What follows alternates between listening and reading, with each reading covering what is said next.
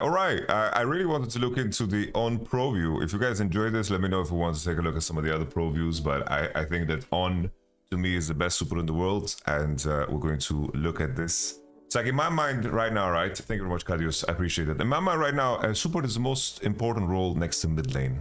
And that makes it very interesting for the World Championship because I'm starting to think about my top 20 list, right? And I think this is going to be a very unique one because I think that mid lanes and supports are going to top the list in terms of how important the role is. Gumayushi famously coined the term that, you know, like a team's like a bowl of ramen and 80 carries are the egg. And I think it's more true than ever. Currently, you've seen like a downfall or like an underperformance of a lot of your favorite 80 carries because their role isn't as impactful as it was last year in terms of, you know, your carry potential.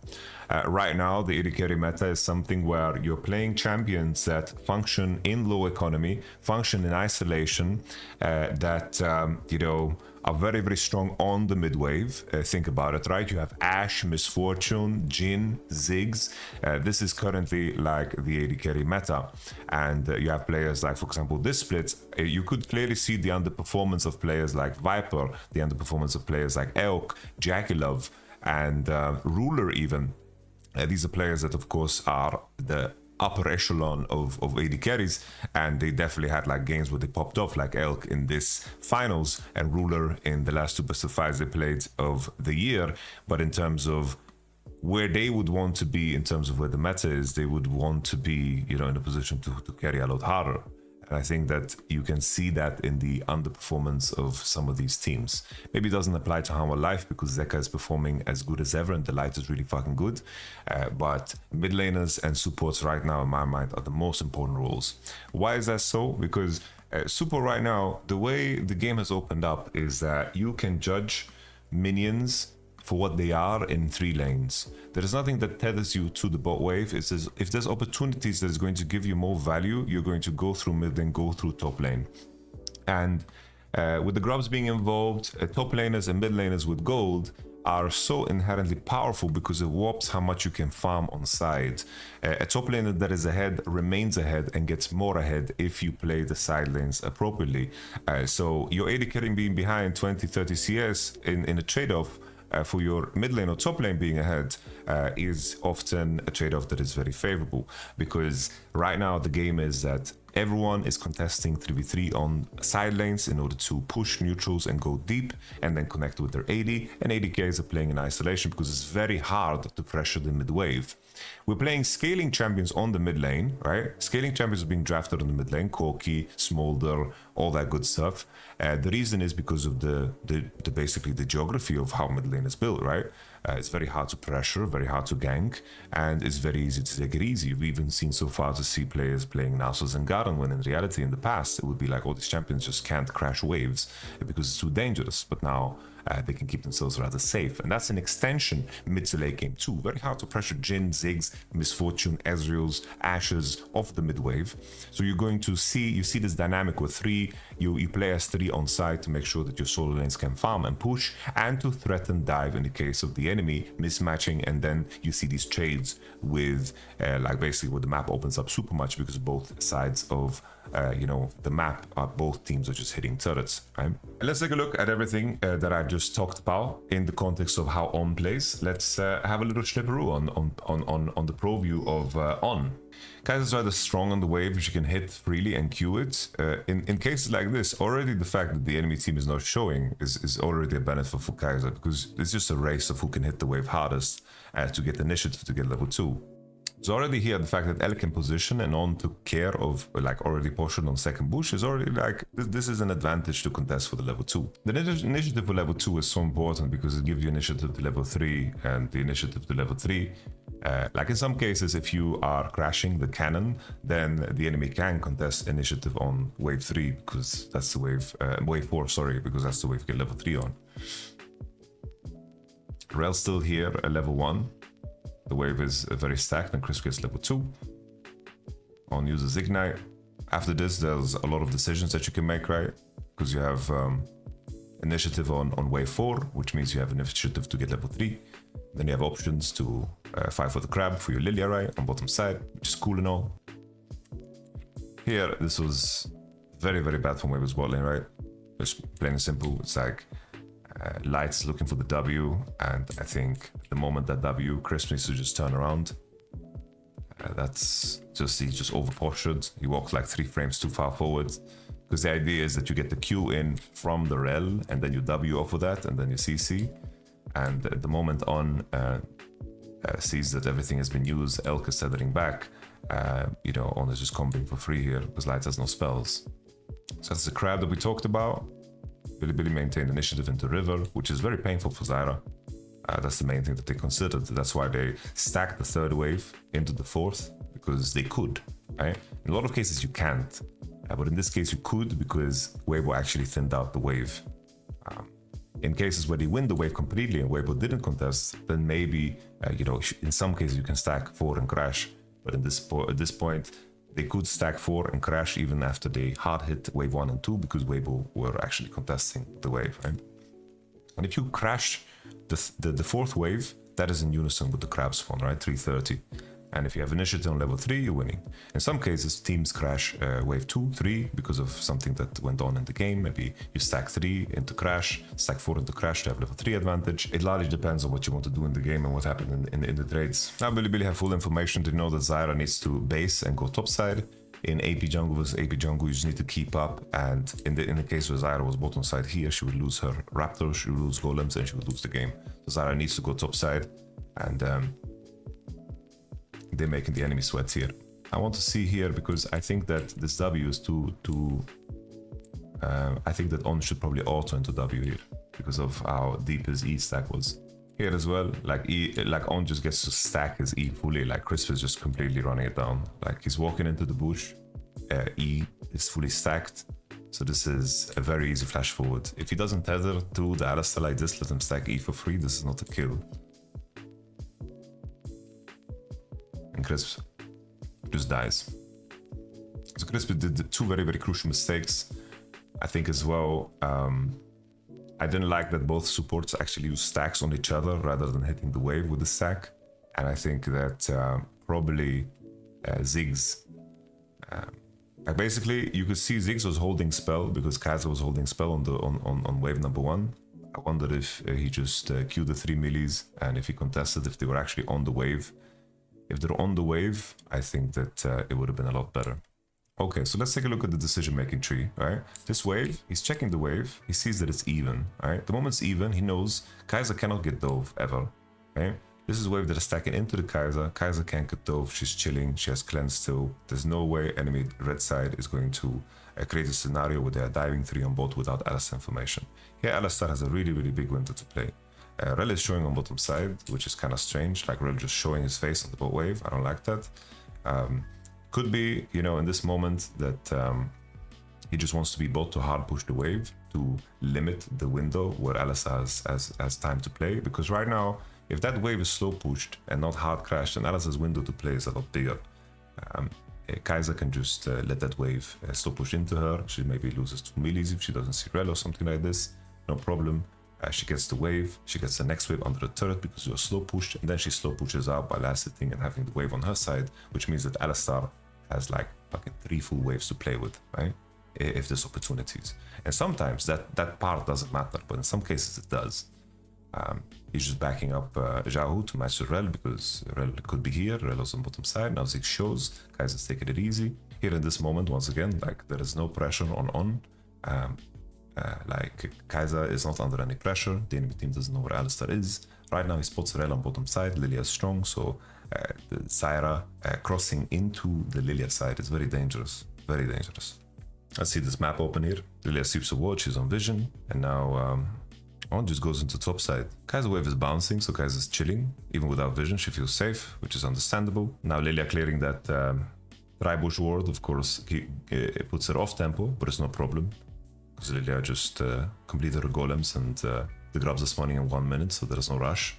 The only key difference here is that they lost the crab. You could argue maybe here in review, maybe the game plan should be that Lilia should just fucking insta-base after these, you know? Maybe he just insta-bases after these and maybe they have a chance to actually go there, you know? He's hovering, checking. Zhao is pushing forward because he has backup right. Here I think Zhao maybe could have baited harder, you know? He could have baited harder, but because he knows that Lilia was on bottom tribush. Maybe there was a punish here. Maybe if On combos Xiaohu here, maybe they actually get a kill, right? Xiaohu spotted Lilia taking the tribush ward, and On is just here to spot. He's not looking to overcommit, not looking to overplay, but I think Xiaohu could have maybe invited the mistake a little bit harder here. Renekton is hovering, they're looking. On is just playing on info, and the crab dies. Here I think that On is assuming that there is no ward on this bush, because they have a ward that has spotted any other ward. So it's just hovering this little bush here, pink warding the dig bush, and tethering to the movement of the enemy. He sees the Zyra exited to the chickens, and even though in this spot, right, technically you are 3v2 in this window, right, he's still moving with the opposition in terms of how much they're giving, you know? They are giving... He's just moving with the enemy. He's always ready for the punish. If Zyra leaves, he's ready for the punish. He's always moving with the enemy, tethering. And this is where you see like a lot of suppos inting, because they are misplaying this aspect, right? The best example of this was last year when On was playing Rakan. He was swinging his huge Rakan Vestayan testicles in the enemy, forcing them to use spells, forcing them to actually show and to push him up. But he's walking forward to spot and to tether to the opposition because he doesn't want to give anything away, right? He doesn't want to give away where his teammates are, and he wants to keep spotting where the enemy is. Because sometimes in these spots, right, oh, he just saw Zyra exit. Maybe there's a little 1 second window where he can combo and he can find like the play that decides it all, right? And now he has tethered this entire situation. Even though the enemy was first in the river, he's played to information, played to vision, and always push it forward beautifully, yeah? Rel is now hovering around the wrong side. Now he can go really deep for the vision. The only person he can walk into is Zyra. He doesn't care about that. He's just like pushing deeper, putting vision deeper. Now here he's confused why Lilia is hitting the mid wave. He's like, well, Lilia, just come to me. I think it makes a lot more sense for Lilia to be on him, because they put 2 pinks and the enemy has no vision here, right? Lilia should just have gone to Alistar instantly, like probably like in the comms right now. It's like, Lilia, what the fuck are you doing? Come to me, bro. Like, what are you doing? Come to me, like, why are you queuing this wave? Like, Smolder doesn't need help, you can be with me, and Rel is trolling. Because in this entire sequence, like, Rel is being spotted perma, but the enemy team doesn't know where On is. Like, Rel hovered into bottom side, why? Like, Zyra is in trouble because of this.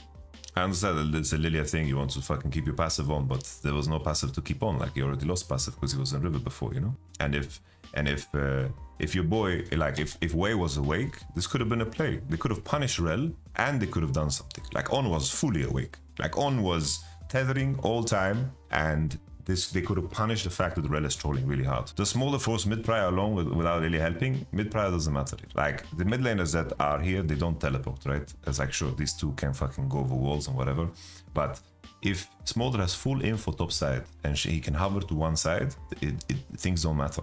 Here in my mind, I think Knight is trolling. Like, I think this is just way too bold. I think that like, he's way too late back on the mid wave. Weibo Gaming understood their assignment, right? They made a little bit of a mistake. There was no punishment. They secured golems and chickens, but there's no dive here, right? And I think Smolder just goes way too far. Like, sure, in some cases you can be psycho, but you're kind of hoping that the enemy makes a mistake here if this is what you're looking for, you know, in my opinion. This is something that we will see a lot more of, right? It's like Renekton, just bases and swaps. You mismatch because they have 6 grubs, right? Looking for a mismatch. Renekton can't get dove. He spots full information and breathe TP top fresh. Again, I think Wei is straight up inting. Like, really. Like, if Wei just cross after taking Raptor red, I think they win the game on the spot. Like, no joke. It sounds very extreme, but if they're pressuring in the bottom side, forcing the enemy to defend bottom dive onto the Ziggs, because Alistar is undermining and Lilia is undermining, and then they can contest these camps because they are way stronger, I think that would have been crazy massive. Really big. But instead, fucking Lilia did his own blue, which is a camp that the enemy can't ever take, you know? Like, Ziggs conditions are really bad, but I don't know his TP situation. Look how late Lilia is, bro. She's fucking doing her own chickens as well. Look how long On is fucking keeping them busy. I get doing your camps and all. Don't get me wrong. Like, Lilia wants to keep a passive on and whatever, but I think this was not the time. Like, I think in 2 situations, 2 sequences here, they could have really fucking squeezed. They could have squoze here. But Lilia is giga late.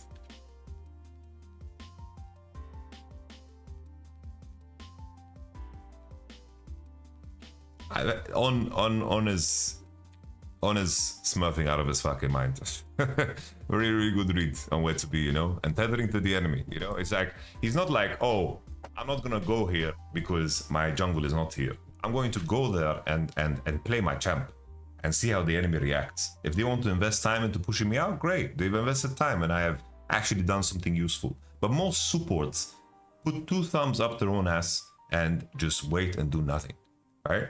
It's like here, 99.9% of super players in pro play, they say, Lilia's topside, I'm not gonna do anything. I'm gonna wait. But he keeps busy.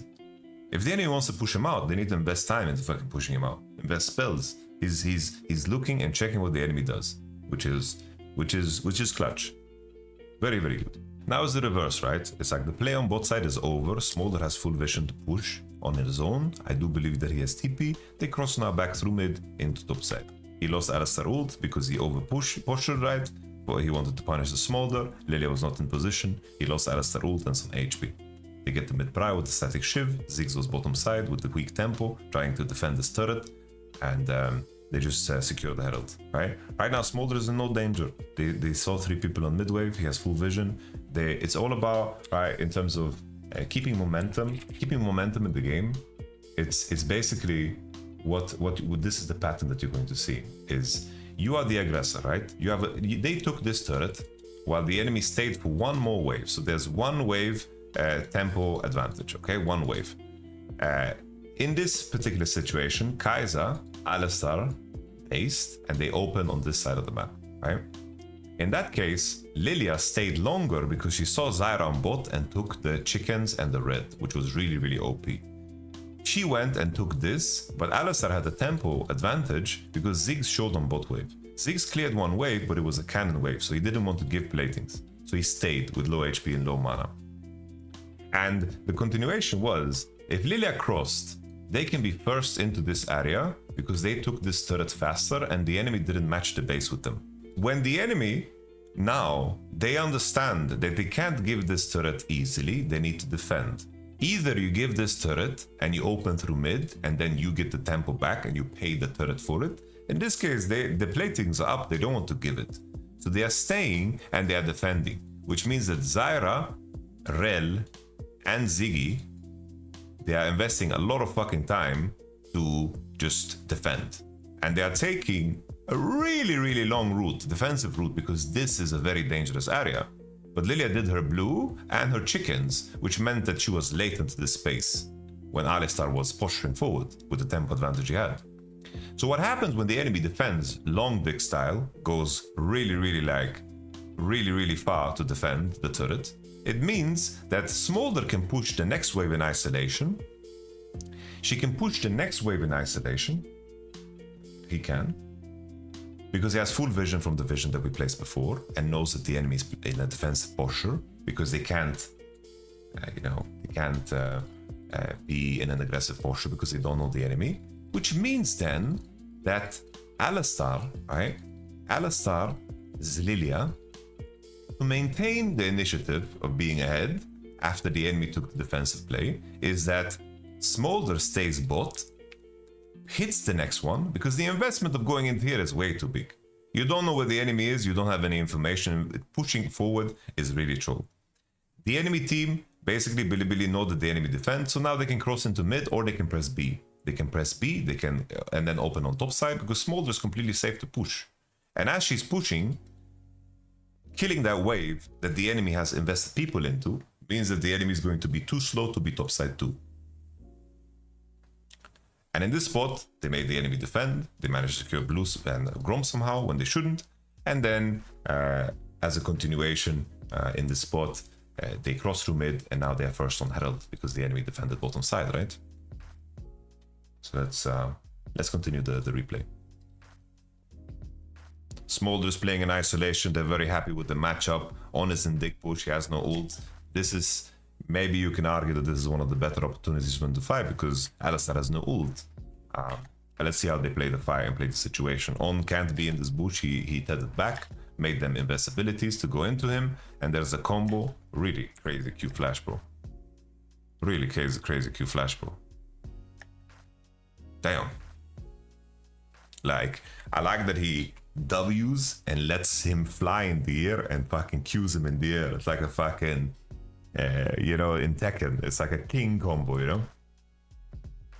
But in the end, it's like they don't have Alistar ult, but they get the fight going, and they are crossing through a Zyra, so it's very dangerous.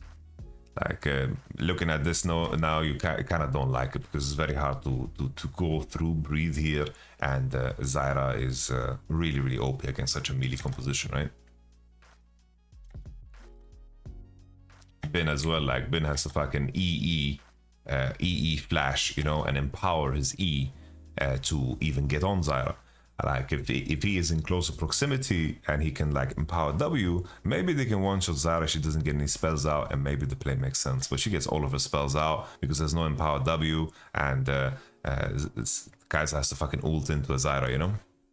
So this was just, I think, due to the Alistar having no ult, and maybe we can look at it a little bit more. Maybe there's a better spot for them to turn from, because here in this spot, Alistar's play is correct if you are thinking that you're stronger. Because if you don't fight here, there's no fight.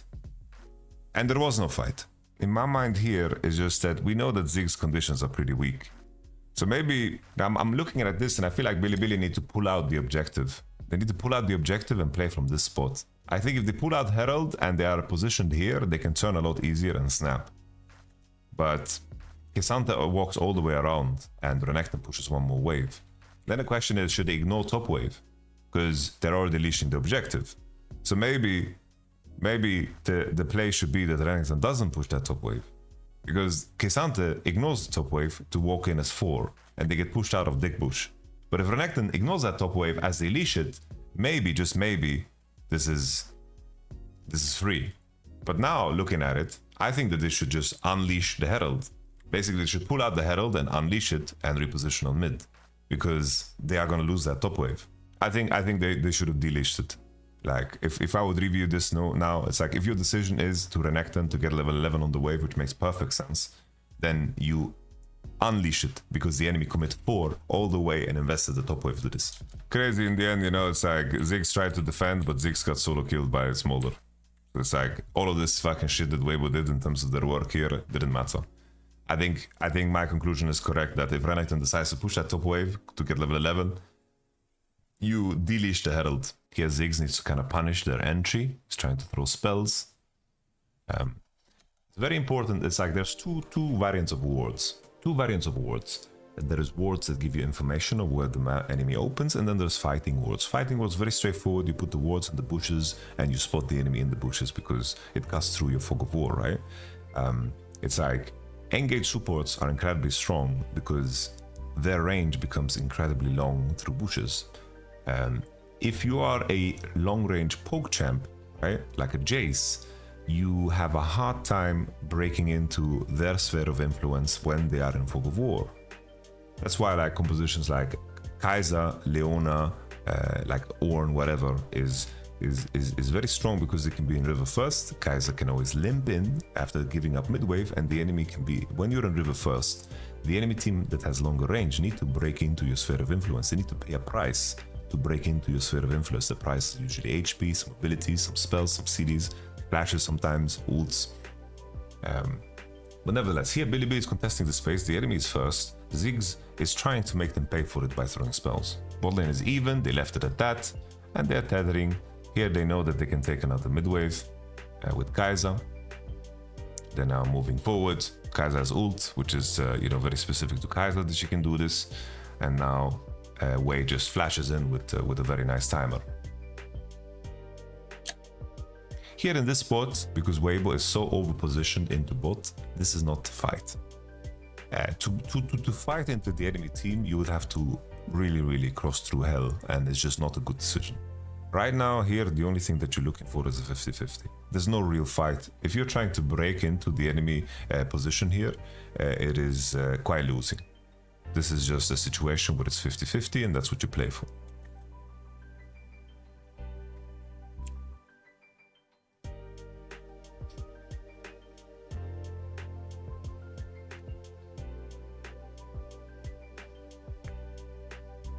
It's a very good player from Wei to get the smite, right? Maybe I think if anything, right, looking at it from Weibo's perspective, I do think that they're kind of griefing by letting Bilibili enter so far.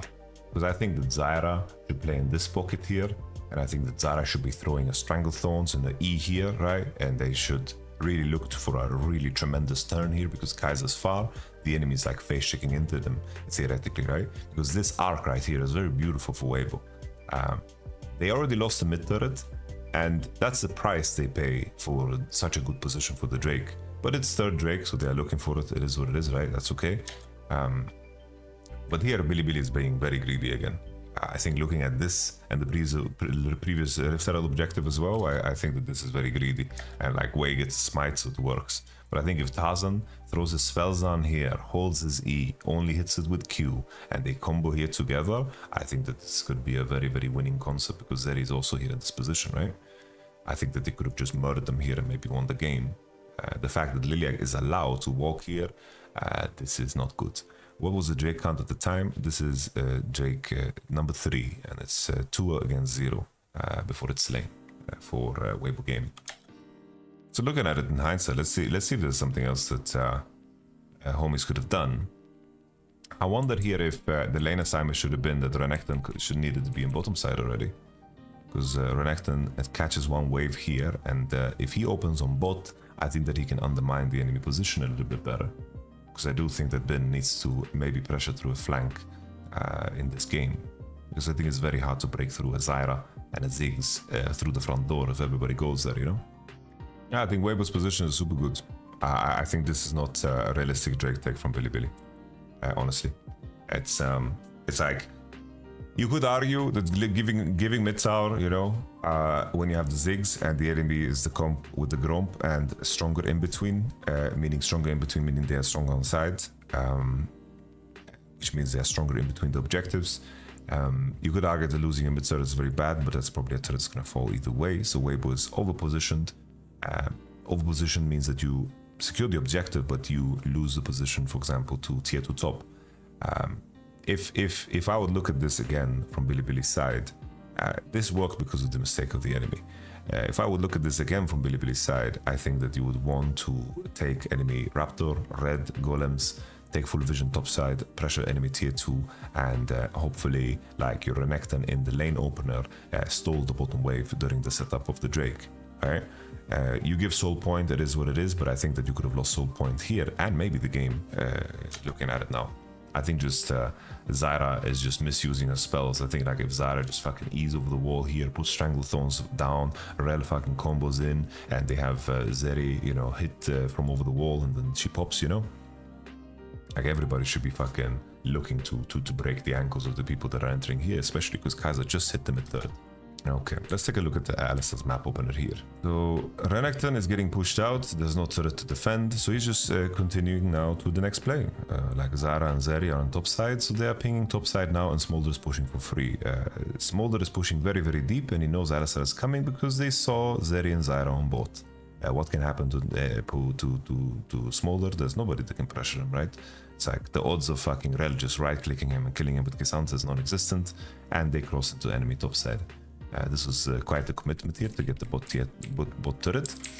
I think that Zyra showing here is like Rel is showing here, and them threatening dive on Renekton. I think it's just troll. I think that they should just let Zeri push, and Rel needs to pay for tempo, because now Rel is being spotted. Like Rel and Zyra being spotted like this loses them the whole top side. That's how delicate this is. It's like Zyra and Rel is plain and simple, they are posturing to kill a Renekton, but that turret I think is not worth it for what they're about to give up. Because Smolder now can push Giga deep because she spotted 2 people. If Rel and Zyra base straight up and they are matched with Lilian's Alistar, maybe they can open on top side and play with the Kisanta and start pushing them out and actually defend the red and their objectives here and their camps here. What's the reason to play top here? It's just a question of like initiative into space. It's just initiative. Enemy team made a play into bottom side, and you break, they cannot stay, so you know that they have to base, so you're crossing into the other side of the map to force them to defend. And while that happens, Renekton starts to push out, and you are going to force the enemy on the defensive. That's what it comes down to. Here, if there was a situation where, let's say, Zeri, Rel, and Zyra, right? If Zeri, Rel, Zyra kept pushing bot and tried to hit tier 2, Alistar and Lilia can just walk on them and they will never base and they will be in so bad conditions. So you are assuming that they will base because of how bad the play to stay is, because they can't pressure the Renekton. The Renekton starts to push, and just because the enemy showed on bottom side to take the golems and the bottom turret, you're going to be first into the opposite space, which means that Rel and Lilia need to defend, and when they defend, take the bad path, they lose their jungle camps. Because the progression in mid-game to get a bigger lead is to fight for jungle camps. Getting tier 2s in most cases is quite unrealistic if the enemy is playing a defensive game, very unrealistic. So you're taking jungle camps, you're taking drakes, you're taking nashers, and that's how you progress the game, right? Here, Alistar is much faster into the Rel's jungle because Rel showed on Tribush. Same thing for the Zyra against the Lilia, right? Zyra is very late because she showed on golems. This means that they have an opportunity to, chip away at the turret a little bit, right? But the main thing that you're looking for here from Bilibili's perspective is to contest the camps, put down your vision, make the enemy defend, and then cross into mid and then collapse onto bot. Because what happens is you get initiative here, the enemy defends, you don't want to overposition, and then you want to cross aggressively into mid wave, make sure that Ziggs can't steal that wave from you, and then play on the wave that Renekton is starting to build. And then the enemy needs to defend again, and then you base and fog, and then you keep tempo. Well, let's see how this plays out. It looks like they kind of overhit the turret, and Weibo is pushing them out aggressively. Because now it's reverse of what happened bot, right? I think in this spot, Bilibili kind of overhit the turret, and I think they should have left earlier. And now Weibo Gaming can start pushing that top wave ahead of them, Because now in most cases, Weibo Gaming should not let the small turret take the top wave. They should have gone all the way with that wave, cleared that pink on the bush, and should have gone all the way. But here, for some reason, Smolder's like, okay, they're not pushing, I'm gonna take this wave, they probably based again, I'm gonna keep a huge tempo advantage again. I take that wave, Zeri was on base, I guess she finished 2 core, and they maintained tempo because Smolder could steal that top wave. Because on the other side, I think that Weibo, after they pushed the enemy out, I think that they should push the next wave aggressively, clear the pink, and give Zeri the information that Smolder has. And would have been better. But Smolder has full vision, one vision in the river, like in the bush, in the lane, and also a vision in the river, so she sees exactly what the enemy is contesting. Here's just the risky game of On. They know that they can step into river because Smolder is stealing the top wave. Like they're trying to take as much space as possible, but On loses flash here, and it's not the greatest, right? All they need to do is wait for Smolder. And after, Zeri needs to go catch the top wave, and then they just go and retake all the space again. Now you can see Weibo is doing this, right? They're clearing the pink on the bush, and I'm trying to look at what Smolder is doing. Like they're looking for some kind of play bot, but this looks very silly, Like this I don't know what the fuck Bilibili's doing here. They're looking for a play on Cassandra with Kai's ult, I guess, on the stun. But it's just not a good play. It's not a good play. Zeri's pushing top, and they force. Now it's the opposite, right? Weibo Gaming is the ones that keep the initiative. They're hitting top turret, and they're forcing Bilibili to be the ones defending. And Rel and Zyra, they know they can't dive because they spotted Alistar now, and they are just looking to recall after placing the vision and keep tempo. You don't want to stay when there's no play. Never stay when there's no play. And now for this phase, of course, Rel and Zyra are now going to open on bottom side and be first. It's the reverse, because Alistar pushed to defend, and now Rel and Zyra, they choose to either cross into mid or base and then open on bot. This is sort of side lane, Just stick around, see if you can steal waves, use the information that you have, push that wave, and then just connect with your teammates. And like this, the enemy will bleed and will always have to send their guy later to catch that wave. They don't give a fuck about the Renekton. They don't give a fuck about him at all. Like, they are the ones with the grub, and they are initiating a fucking dive on the Renekton. First and foremost, like, the dive is not clean at all. I think just they became really desperate because they opened on the wrong side of the map, wanted to find some counterplay to the enemy getting Drake for free, and couldn't find it. I think in some cases you can also be just the Smolder to be on bot wave and already start pushing that and then connect mid into bot tier 2, and you just have a massive tempo swing because of grubs. But I think it was a big mistake here from red side to not actually contest bottom side, because Rel and Zyra could have been there first. And this is the moment that is really fucking funny, because here Weibo Gaming just feel like shit because Renekton survived. They're like, Renekton fucking survived. The comet doesn't land and he just walks away, and they just gave up their fucking partial nexus, you know? So they just start hitting fucking Nash, and it's completely troll, of course. Renekton has TP, and they're still healthy.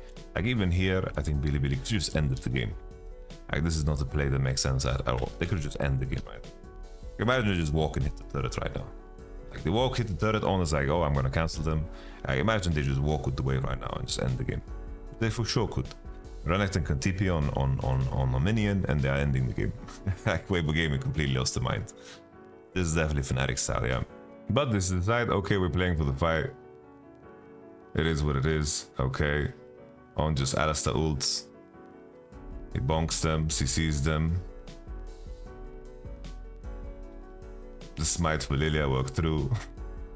And Bilibili is just having fun with their food. Alright, let's continue. Here, I think the main thing for Ezreal is just you need to just start fucking queuing the wave as soon as possible, you know? Get your passive stack up. But Elk just volleys for the push. This ward on second bush pushes out Crisp. On is like the same principle as before, right? It's like On is taking the space that he's allowed to take. Like Leona's on the wave, so he's walking on him. Like Leona's doing nothing right now. Like Leona needs to be contesting the Braum. But Leona's now here, so On is taking more space. He says, okay, you give me space, I'll take space. He uses his spell, so he walks back, right? Because he doesn't want to be in a situation where he trades, and now he walks up again because he has spell on again, and he gets a Q. And already does 140 damage as Braum, because, yeah, the ward pushed out Crisp, and that's it, you know? It's like they saw that Ezreal used Q on the wave, and then they go, you know? Now it's hitting to just get the level 2. Ezreal has full stack on passive, but this is, you know, just Ezreal in a nutshell. Crisp inting. Like, I don't know why Crisp goes back here. No idea what Crisp goes back here. Like, really, really bad what Crisp did. They switch target onto Light, and he E's out before the passive of Braum applies. And he ignites, and I think Crisp did as well. And then Light should just, after this E out, they can accept the situation for what it is. You know, the potion is running, and it's fine. I think it's just a really bad trade in the first place. Like, Crisp is Eing when there's minions, they can't do Q damage. I think it's just Crisp is just ending. No joke. Like, Crisp is just ending 2 times. Like, Crisp is just sprinting it. Like, this is just bad. Here, Zara lost her blue. She did the clear where she skips the blue to get her secure her Gromp and Wolf. On just got speared in the forehead after Wing into it. Thousand is fucking smurfing it. I think here Thousand could just yeah, I think Thousand could just kill Elk, but and maybe he doesn't know that Elk has no flash. It is funny how death of Crisp was a good thing, you know? Like, here Crisp died, and Bilibili can't push or base. They can't. Like, if they base dry here with this wave position, the wave will be frozen and that kill won't matter. It's kind of funny how the game works. And here Crisp is full HP and the enemy team has no sums and he's full HP, he's healthy. It's pretty funny how it works. And he died during the window where junglers are still clearing, and now he's back when the junglers are contesting actively. So it is pretty funny how dying was such a benefit here. But these 1000 Qs are crazy. On is just fucking getting speared in the head. I think the call to base is really good, but this spear is absolutely nuts. This spear is fucking crazy, by the way. It's through minions. This is like some shit from a Rambo movie, man. I don't know what the fuck this W was though, but he question mark pings himself. I like this base a lot from On, but I think it's important to not show. Like, Ashe E's through, right? They see the leash, so he holds the base. But I think if he backed up a little bit more, and I think if he just base and fog would have been better. I'm calling you. Hey. Hello. How you doing, brother? Well, it could be better, but yeah, that's life. I already asked, but it's a courtesy to do it in voice. We focus on. We're not gonna talk about what happened. We just talk about Billy. It's better. You guys just staying in Europe, boot camping, or you just Yeah, staying in we Europe, will stay. Too short time, yeah. You just keep talking and I will mention stuff that I like as well, Okay, or that I okay. don't like. I was thinking you should just base and fog here. I think it's better. Yeah. Small detail probably doesn't matter because they are leashing Drake already, but it's okay. I wanted to ask you here because I was unsure. This is kind of earlier in the game. Yeah, like Leona showing on bot, I didn't like it, but I'm so conflicted because she's level 2. Because right now I'm scared for Zyra Raptors, and I'm scared for Zeri to get dope. But Leona's only level 2, and here eventually, like Leona just shows on the bot wave. I mean, it's already kind of weird that Brom is here, no? From the beginning. Like, I guess he has happened time. before? It's like what happened was that he got dove, right? And Oh, he literally okay. scared. I see. He's walking on the wave because I think that Zeri's condition is too shit. Zara needs to base and go golems, and I think that he needs to just help Ash crash, I think. Yeah. I'm thinking maybe Leona should just not show and just be in the bush if she wants XP, because right now I'm scared if I'm Zyra, I'm scared if I'm Zeri too. Because yeah, I mean, if I'm Brom here, actually, I would open mid and like drop a pink because you know you're gonna be bot for the next 2 waves. So might as well just drop a pink to see if Leona goes through mid. Yeah. And then just come to bot, you know? Would you just place it defensive, or you would Yeah, on that deeper, bush. like behind, like right behind Zeri? Yeah. So she could just base cleanly. Yeah, that makes sense. Yeah, I'm gonna lower your sound a little bit, but apparently people are getting their ears exploded by your beautiful voice. Here as well, like I think that Leona after doing Drake, I don't like that she's showing on the next wave. Yeah, she should be running topside with Nidalee if they want to contest voids. Yeah. I mean, I think they can, honestly, depending on the mid situation, but... I'm also sure about mid condition. Because I don't think Ezra needs anything here. It's just so free now. Like, Leona could be here first, and... Yeah. Chris is just hinting. My take is that I think that support is the most important role in the game right now. Yeah, it is, actually. Like, I think the supports that are not gonna be playing well, like even from the Eastern teams and the Chinese teams, I think they're gonna suffer really, really hard. I think like Crisp is underperforming, you have Hang underperforming, like Moham and Kellen, they are having a rough time. Like, I think already support can carry games like that. This is something I actually framed Razork a lot because he likes doing this. What Syra did, which is like starting voids when mid wave is in between or like it's not even cleared. Yeah. And then the other mid laner has access to voids first, and then you're gonna die. Yeah, this one's awkward. I'm just looking at Zeri. I'm trying to understand how she plays it, because in my mind I'm thinking like when Zyra passes, I think if Zyra is like she's hiding herself, right? But I think if Zyra is here, I feel like he should be posturing towards her, you know? Because right now Koki's on the bottom side of the lane. But it's so hard to judge what actually is happening there, because they kind of like trade position when Zyra shows on the crab vision. Also, if Syra wants to do this, she should be on bot side, but yeah. Yeah. I don't like when people do. I don't like when people do grubs inside. I think it's crazy talk. I think Ben did good. He just hard traded with his mega into Renekton. I think it's the best thing he can do. But Leona just solos the game. I think. Yeah, I don't know what she's doing. Holy moly.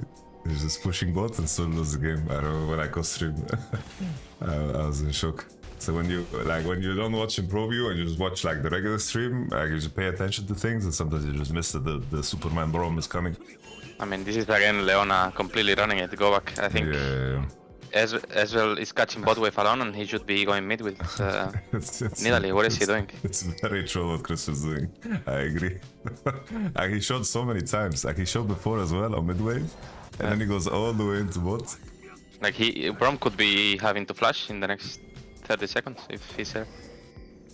I guess we just assume that On is doing this because he sees Leona again. Yeah, I think so. This has Merc, so he's just putting his balls down. And Chris was just a dirty answer. Yeah, it's crazy. Okay, at least Nidalee is here. But I don't like that Zara abandons. Like, why would you abandon your bot side camps here? Yeah, go for the 2 voids. Yeah. I don't think it's a good move. Like, the only question is like Nar is not even on the wave. Like he's not stacking anything, nothing. I mean, you could argue that maybe Ash and Brom can defend and then Seri can hop over the wall, but I'm not too sure about that. Like, if Nidalee plays it slow, Ezreal will push the wave if they want to invade, and they will just have to give blue. So Yeah. I think it ends up happening that like Zeri gets to connect, but I think it's just due to like mistake. yeah, This is what I mean, right? Yeah. It's like kinda awkward. Yeah. So now you can't even like enter bot and you have to just trade midway for bot. It's completely messy. Yeah. Even the game 1, I think that Wei like missed a lot of like opportunities. I show it after this one. I don't know if I'm looking at game 3 because that game 3 is, I guess it's interesting because it's the Bard game where Honest's having a little bit too much fun. Oh, that game is really disgusting. Yeah. Here I remember thinking when I was watching live that they just overstayed again. I think if you're not diving on this wave, I think that Leona and Nidalee should just base. Is it Cannon Wave? Next one? It is Cannon Wave, I think. Or? I'm not sure. I'm not sure, yeah. But it's okay too, they're just crossing into mid, I think it makes sense, but like Koki, you should not be dying here ever. I mean, if they wanna keep doing what they're doing right now and not base, they could just leave Ezreal alone and be on the mid wave already. Like, Yeah. Syra and Seri should not be allowed to do this. Agreed. It's just like the moment you crash this wave and you are not diving, like there's nothing for you here. Yeah, anymore. Ezreal can just push it alone and then you can move into mid, and the next mid wave you should be contesting. Agreed, yeah. Like either you base or you cross. Yeah. Like here, fine. Like even at any point here, they could just walk away. Like staying here to clear this wave is also okay. Like if Ezreal's in danger. Yeah, now wave is fucked. They die on mid, they are getting pushed on bot. They didn't even get the base. Yeah. This And I think forcing a fight is really bad in my opinion. If you go back, like they could just push the wave and try to base. Like they can just push this wave and try to base on the third push, you know. And now they're trying to fight.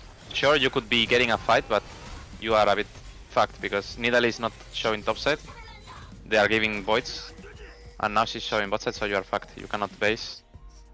I think it's just I guess they are just gambling because of Nidalee Leona like crossing into mid and then Ezreal being isolated. Maybe they assume they're just gonna base because here like Ezreal should always be able to catch. They're never diving.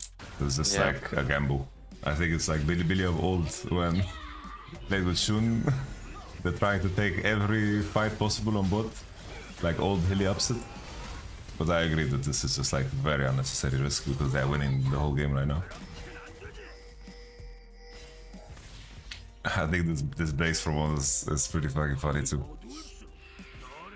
He just gets it off, finds like a little pocket to base in.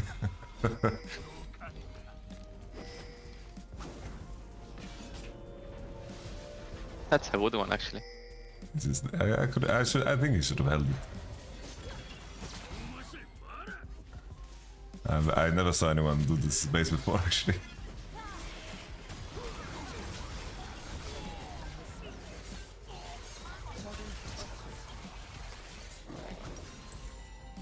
Yeah, I think they should needed to just hold the recall, but I don't know if Ash can get out, actually. I don't think so. I think it's fine to trade 1-for-1. So Ash can take the wave.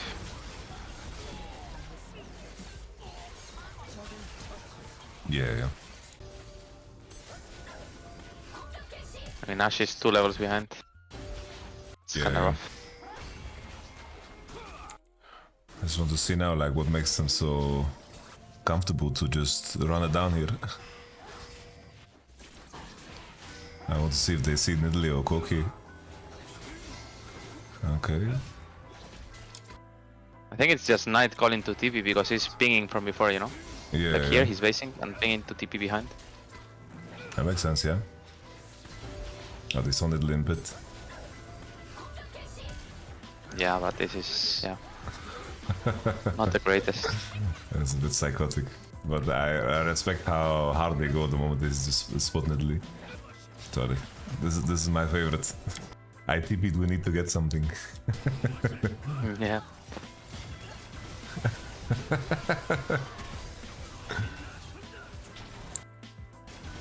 I think I just literally just grieves. I think we literally didn't understand the assignment. It's like if we just get this bot wave, we are winning the whole game. Could we just open our mid, there's grubs. Leona is showing. I think if there's a world where the enemy is like stacking wave and breaking bot turrets, I guess it just comes down to if you can pressure tier 2 top or not. But I think the moment, I'm wondering if he's considering if the enemy plays for blue and crosses into tier 1 bot and they are not on time and Renekton clears top wave. I think in a case where Weibo decides to just play on that bot wave and dive bot and take full tier 1, I think it's better to defend with only Brom and Zyra can solo. Yeah. I mean, maybe Weibo is thinking that they could get Dove on top if Narc keeps pushing and they don't do, you know, if Zyra goes to T2 bot top, sorry. But I guess you cannot really dive the Renekton. Yeah, I think they're not on time. I think I mean, he's half HP though, maybe they can. I'm just thinking if they are on time. Narc could... I don't know if Narc could push this slower, probably, with this wave and connect 2 and they can play for tier 2. Because then Ashe should just open on mid and they just ignore bot and they win. But Brom's decision became so easy because Leona is just hitting mid wave. I don't know if it's because he needs to reach 6, I guess he's just taking support item. I couldn't see it. Yeah, we just don't want to win, I think. Yeah, I think so. Like in my mind here, I think probably you just want to be on the next mid wave, S3, and accept that this is space that you lost. I mean, Ezreal is moving, so yeah, you are 4 people actually on the mid wave. Does watching this make you feel a little bit better? Or no? I mean, yeah, I don't have much trust on Weibo anyway, but yeah. We also do, I mean, this guy's completely running it this game, but we also do many big mistakes around side waves, so. What's your take on like why games globally, I think outside of Bilibili and Genji, even Bilibili and Genji have dirty games, but it's like everything looks dirtier than the previous years. What would you say is the reason? I have my own opinion, but I'm curious to hear yours. I think the games are really like volatile because double ADCs, like for example on mid, the matchups are like after TPing, if someone gets chunked, mid is lost, right? Yeah, so that's why many people, I mean, we do it a lot, right? But many teams go 3v3 mid perma, and the guy that wins mid wins the side lane, and then you win the game by that. Yeah. But also, like, the interactions between the champs and having so many AD carries and so many AP junglers, they are also like really hard execution based. Like for example, Nidalee, Brand, Zyra, these champs are hard to execute, right? Yeah. So I think that makes the games more, volatile. I would say people make more mistakes in general. Agreed. I feel like also there's been like this evolution in the game where I think it's everyone is aware of how important it is to just contest side as 3, and I think junglers and supports, like everyone is now grasping that like you have to tether to the enemy to always find information, and I think that the edge of inting and actually gaining information is so narrow and thin. It's like we still see so often we're like it looks like support is just running it down, but it's like he's just judging. It's like that they base that they're walking in, or like they are like soft contesting, but then they just like take a 5-4v5 when like Koki's hitting turrets or some shit like this. I mean, Mickey is a really good example on the finals where he completely smurfed. He was face checking alone, even if Jake was 2 miles ahead or in the other side of the map. He would just face check you, and you had no idea where enemy jungler was. So yeah, it's really hard to play when a good support knows how to play the map, you know. Yeah. It's like I accepted Hansama MVP, but watching that I thought Mickey was having like a crazy series, insane series from Mickey. Okay, they adjusted from the previous game. They don't stick around for Herald. But this I like that Ona's doing this. He's like not just leaving, but he's pretending that Zara's here. He's making it hard. It's just abandoning completely. Yeah, I mean, by Leona dying here, they lose the entire map. Like, Gnar is pushing, Ashe is getting bot tower, he's like On is staying on river so they can still get control for Herald. Yeah. Like, very good, you know. I don't remember how this played out, but I'm curious now if they tether appropriately or they win just 4v5 flat out. I guess they win. They win flat out. Yeah. Totally. It's borderline in this game. I could play Ashe. I mean, I think if it was not Ashe, I think it would be better for BLG to just give it and base on support jungle and open bot side, in my opinion. But considering they have Ashe Arrow, it's good to fight, yeah. I think here, because Ashe is already pushing bot, I think there is no rush for them to re-enter bot, no? No, but I mean, Brom could be basing side, I would be doing camps, and then you could open them up with Ashe coming from base, you know? That's what I mean. Because in my mind, I'm thinking, like, let's say there was no fight here, but they force 5 to hit Herald. I think time investment is equal because you know that the enemy needs to base and push bot, right? But I can see your view for sure too, because it's just the simpler way, because there is like no risk and it's always good because Brom refreshes wards and you play. I guess the main question is if you think that, like, if they don't soft contest here, then maybe enemy pushes top 2, they're in fog, they threaten dive on your Gnar, it extends, right? The whole play. I mean, it depends, like, I don't know exactly how much they were on the map, but I think Leona just came from base now and the other guys are like staying in the map for a long time already. Yeah. So probably they want to base after pushing top. But yeah, if they can dive your Nard, you can also just open top side, defend one wave and go back. Because in the end, this is the only wave that it can happen on, and probably you can do it like Brom could just walk behind the Gnar, he can just base, cancel one time, and Zara could clear the camps, and it achieves the same thing. Yeah. No, I can see that go for sure.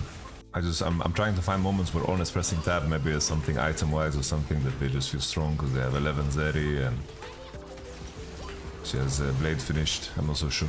I also think Braum should be maxing E, not Q. Yeah. We mentioned it before. It's just he's on vacation already. The series is won. Do you want to have Alistar ult, or do you want to do a little bit more damage with your Q?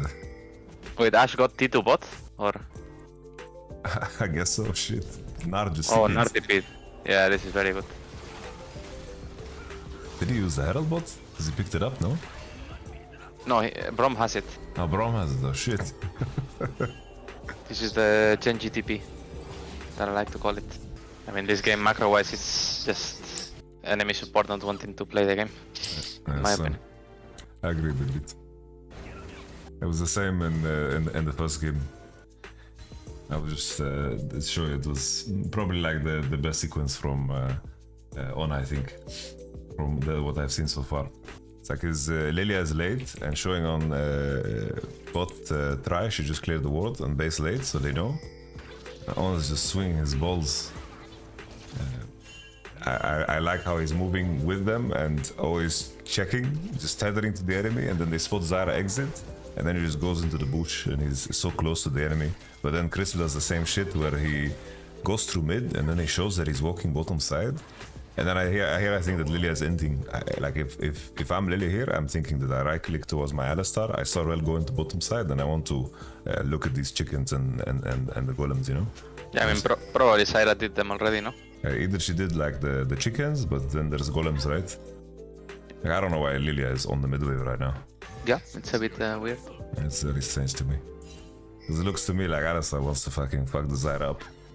I mean, they should be on this top wave already. Yeah. Like, trying to fuck the Cassandre. Yeah. It's like they push Zyra now out. Rel is even able to move. Lilia invades enemy red, Raptors, which is really insane. But then enemy bot lane like showed 2 people on bot turrets, so they know that they are late and Alistar can face check. But then Lilia goes and takes blue instead of crossing together with Alistar. Because Ziggs right now has no condition, he didn't base, because he gets cancelled by Smolder like 3 times, and I think Ziggs also like ulted the wave. And here Lilia is going to take blue instead of coming to the Alistar, which I think is also like really chill. I feel like grubs are so fucking broken. I don't know what you think. Yeah, I also think so. Like, the team that has 5 or 6, it's like you just go and trade and the other team will be faster. He will be faster on the map, and that's kinda actually why we lost to G2 as well. I think they were like swapping for voids and getting them like most of the games, and they were just getting side waves and side turrets faster, so we couldn't play the game. No, agreed.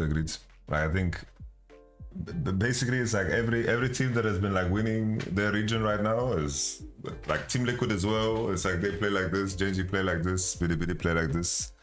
They make pretty deep commitments to just secure grubs. I wonder if they're planning to change them at all. I doubt it before Worlds.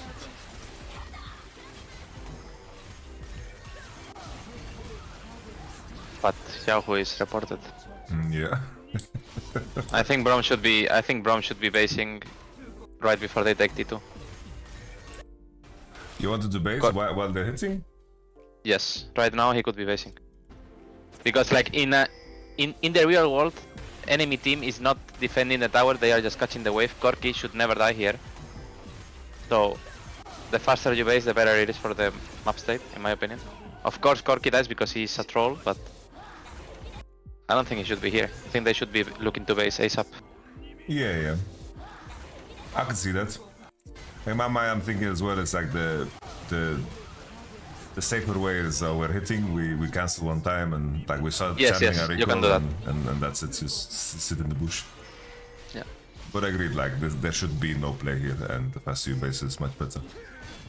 Like, see, all of this is really useless, in my opinion. Like, Agreed, yeah. Of course, enemy team, like, they are completely trolling, but there is no reason for you not to base, you know? Agreed, yeah. Like, I feel like this is something that BLG, especially, like, Ornn, he's, like, putting all the vision and standing around for too long and not basing, you know? That's something that I tell my supports a lot, that they should just put all the vision, and if there's no play, they should be basing ASAP. Because wards are powerful. If there's no dive, no play, no nothing, and you are sitting there waiting for the enemy to end, you are just wasting your time. Agreed. I remember like always humanoids. I think the humanoids' biggest problem in the game is when people don't base. Well, we are kind of the same philosophy, yeah. Every game that, like for example in the finals, when we were on stage, we were reviewing the games kinda in between the games, and we were like, yeah, look, Marek, here we didn't base in time, so we are late. And then they're pushing our sideways, and we are not doing anything, right? So yeah. I remember like when I worked with humanoids, like he struggled with, like he had rough relationship with the supports he worked with up until that point, because it was always like the same point he was trying to make, where people just overstay and look to prep and lose tempo and open on the wrong side, and they're not in too much jungle. Now support is so much more important, because it's like your jungle, like you can pick your Maokai and do whatever the fuck and play a much simpler game, but if your jungler needs to do his camps and pressure same time, you need to the role of the support just becomes so much more important. I think it's time to check the Bard int spree. Alistar. Blind pick Alistar, I guess. I guess Alistar and then Brand. Is it Brand on enemy team? Brand. Koki Varos. I guess it makes sense. Oh yeah, this level 1 was crazy. I think he's already kind of trolling, like throwing the Q. Like if Jhin tells him that he has W, he should be walking up, autoing, and then queuing, or waiting for Jhin W and then queuing, and he would die. I like the play though. This is my issue with Maokai. I don't know if I know that you guys played how many games of Maokai? You guys only played it in playoffs. Before you guys didn't play Mao, right? Yeah. This champion is so stupid, I think.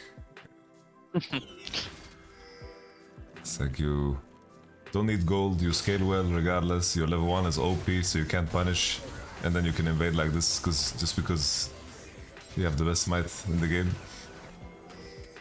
I mean, yeah, I think this play is very good. Like, they just get a plate, but they should know that the next wave is not theirs, and investing the pink there is kinda like bad, in my opinion. I think he should be standing on the pixel bush on river, and he will see Alistar at some point crossing, either through bot or through tribush. I'm just trying to think here if like I wouldn't mind him placing the pink if he did it now. You know? But he does it when he leaves. But you are gonna lose it anyway. Like enemy will go bot. Because in my mind here, I like Light is getting 6 on the wave, right? Right now, not knowing what Alistar is to do this looks scary, no? Does he get 6 here? Yeah, I mean, they know that they are faster to bot, no? Like, he just came from dying and Bard is mega fast, so they are just playing on the edge, I guess. They see also Alistar on mid right now. Did he base Alistar? I don't think he did, no? I don't think he based now. He just walks into mid and then he goes into fog. Yeah, I think he bases now on mid, so they know Alistar will not be on bot. I think he and Knight is just smurfing out of his mind, bro. Knight kind of solo wins the game here. Like, they are crossing into Nash space, but Knight is just solo contesting the mid wave and just... like, he just chunked Light and Koki to 1 HP. They're trying to push him off the wave, but... at this point, I think Jin and Smolder are just way too fed.